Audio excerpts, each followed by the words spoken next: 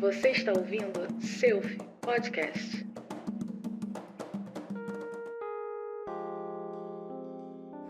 Olá, meus irmãos, minhas irmãs do Selfie, tudo bem? Mais um podcast. Dessa vez nós vamos falar a respeito de um assunto bem interessante e que muitas das vezes, embora que nós tenhamos o hábito de executar essa oração, não só através de cântico, como através da oração propriamente dita, nós não prestamos atenção no conteúdo que ela representa, que é a oração de Francisco de Assis.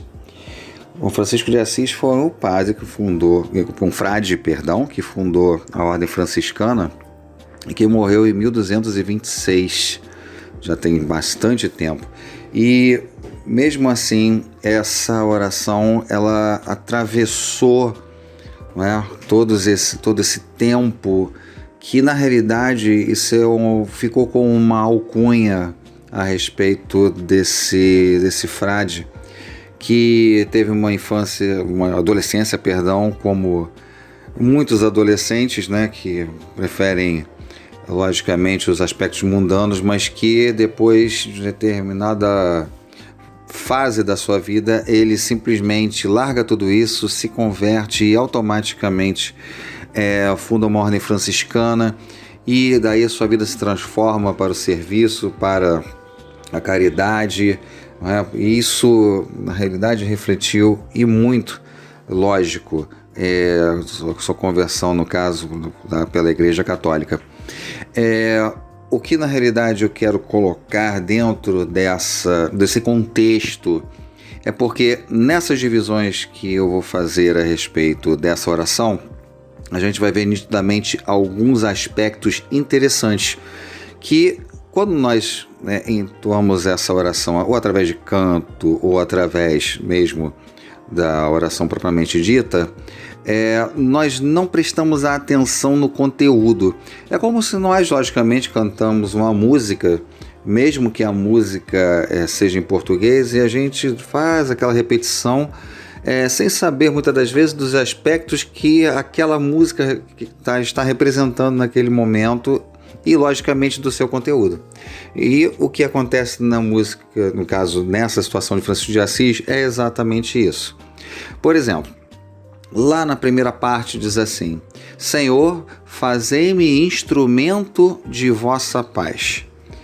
Ele, na realidade, aí, ele quer, obviamente, ele sintetiza o desejo que ele tem e, logicamente, ele enseja que ele seja aceito e que ele automaticamente também possa, a partir dali, ir até de encontro à caridade. E o instrumento da paz de Deus, obviamente, é algo que ele, naquele momento, está desejando para que ele vá de encontro à própria caridade que planeja efetivar.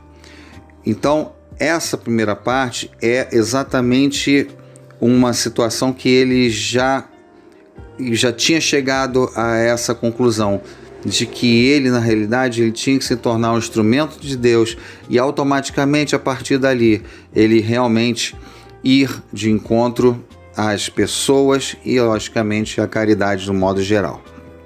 Agora, depois dessa parte diz: onde houver ódio, que eu leve o amor. Onde houver ofensa, que eu leve o perdão.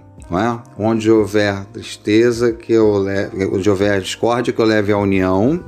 Onde houver dúvidas, que eu leve a fé.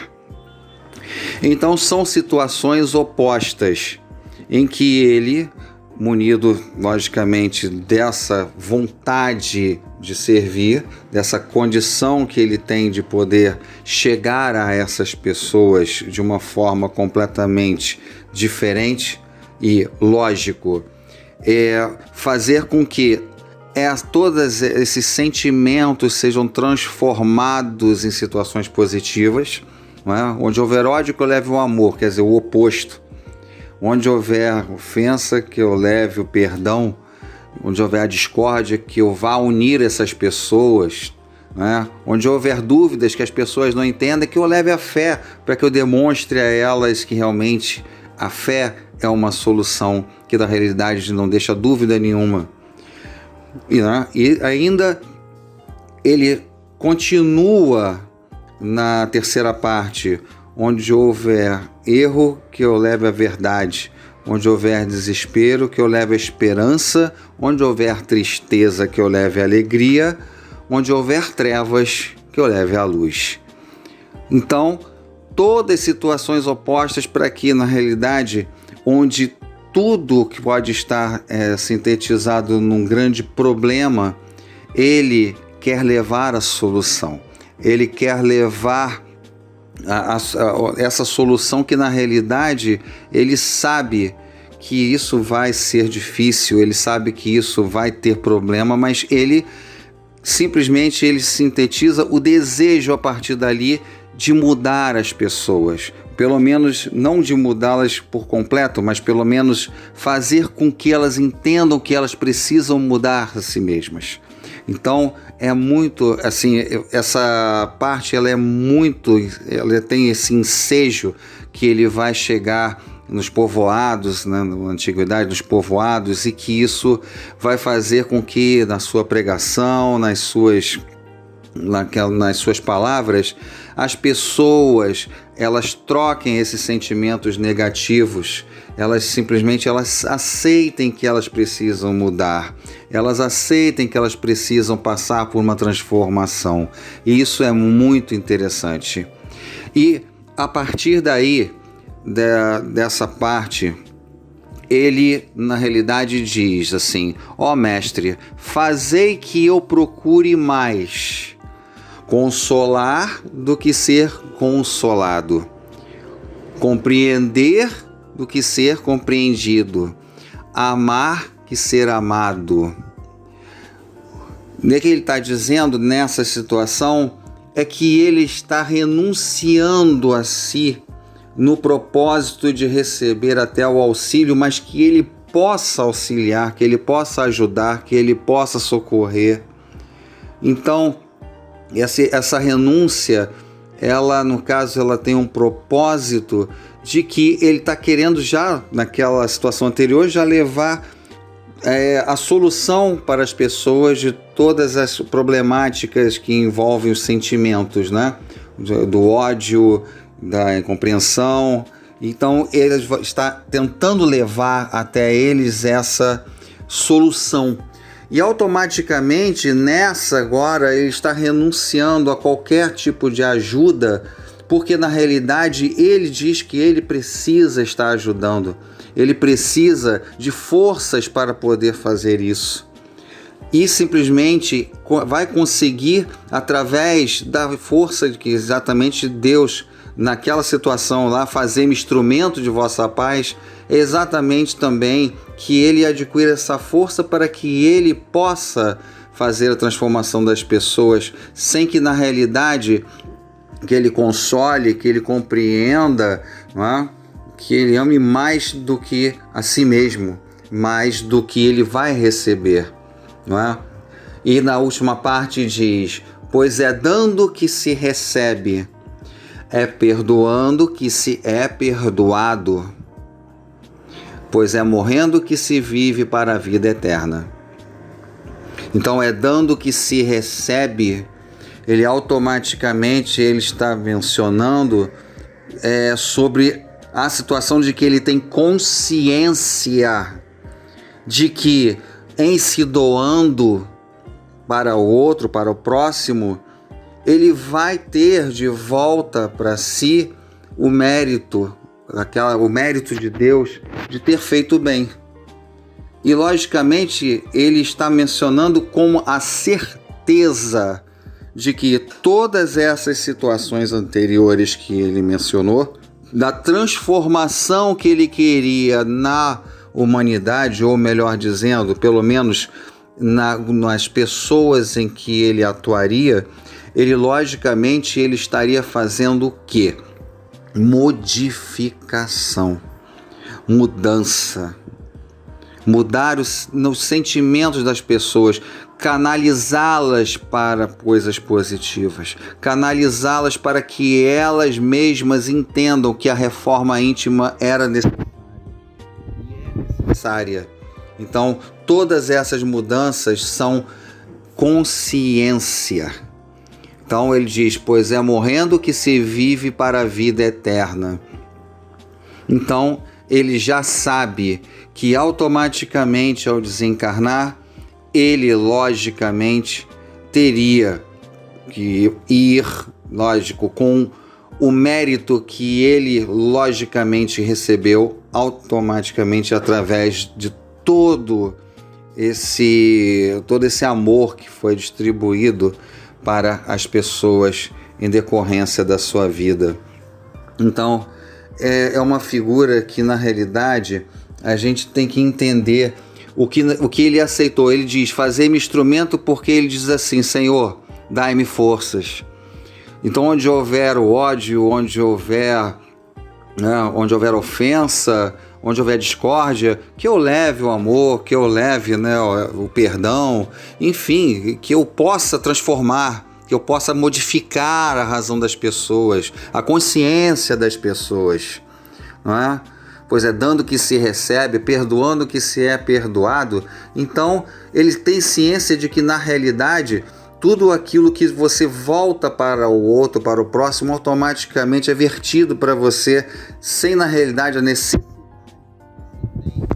de pedir algo em troca, que a retribuição vem lá de cima, não é?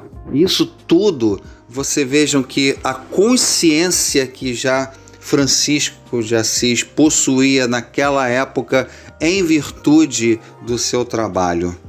Trabalho esse que, óbvio, era muito, mas muito vertido às pessoas, embora que ele tinha um amor incondicional aos animais, inclusive até porque, no caso, ele tem,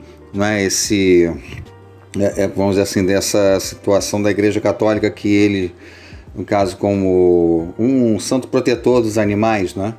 E isso tem essa virtude, essa condição desse santo que realmente é a vida que foi dedicada aos pobres, que fez o voto de pobreza, que ele simplesmente andava com uma túnica muito simples, e isso ia distribuindo amor, ia distribuindo a sua simpatia, o seu sorriso a quem fosse, para poder tentar transformar pessoas em uma época dificílima de transformação.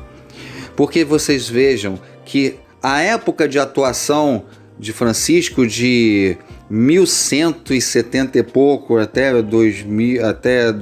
1226, quando foi o seu falecimento, o quanto tempo isso na realidade representou em detrimento ao atendimento do próximo.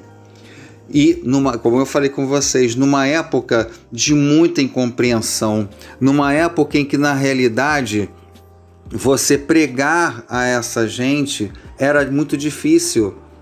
Hoje você já tem uma humanidade muito mais evoluída do que há mais de 6 séculos atrás, 7 séculos atrás. Então, lógico, a humanidade ela sofreu transformações e, logicamente, nós ficamos nesse ínterim de se transformar e transformando-se em uma humanidade mais condizente. Ainda assim, nós temos grandes problemas de ordem da nossa própria consciência. Imagine o trabalho de Francisco naquela época que ele atuou. É isso, meus irmãos. Vocês vejam que como tem nuances nessa oração de São Francisco, né? E assim, existem autores aí como Fagner, por exemplo, que já entoou esse cântico de Francisco de Assis, inclusive outros que agora não cito nomes, mas de qualquer maneira vocês vejam a importância dessa letra, a importância que existe nesse, vamos dizer assim, nesse verdadeiro legado que ele nos deixou através dessa oração. Em tão poucas linhas, o conteúdo tão rico que eu acabei de expor a todos vocês. E é isso, meus irmãos. Eu agradeço vocês terem ficado até aqui. Um grande abraço e até o nosso próximo podcast.